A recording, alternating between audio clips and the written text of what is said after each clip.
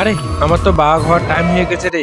আমাকে এখনই তাড়াতাড়ি যেতে হবে, নাহলে তো দেখে ফেললে তো ওটা খুব জ্বালা হয়ে যাবে। আরে ভাই থাম থাম থাম, তুই প্রতিদিন জঙ্গলের ভিতর যে কি করিস? আমি কি করি করি, তুই আমার পিছু পিছু আসবি না। আজকে দেখতে হবে লতিফ প্রতিদিন জঙ্গলের ভিতর যে কি করে, ওর পিছু আজকে ছাড়া যাবে না।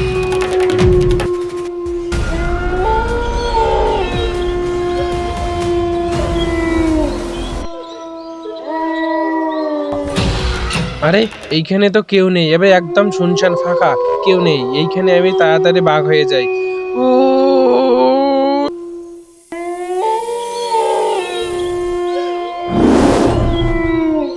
ওরে বাপ রে, লতিফ তো এখানে বাঘ হয়ে গেল রে, এখন কি করি? পুরা গ্রামবাসীকে বলে দেই লতিফ একটা বাঘ, চলো।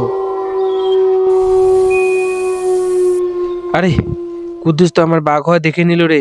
এখন তো সে সবাইকে বলে বেড়াবে যে আমি একটা বাঘ, তারাকে ওকে মারতে হবে। তুই আমার বাঘ হওয়া দেখে নিয়েছিস, এখন তোকে মারবো না বাঁচাবো সেটা কমেন্টে গিয়ে বলবে সবাই।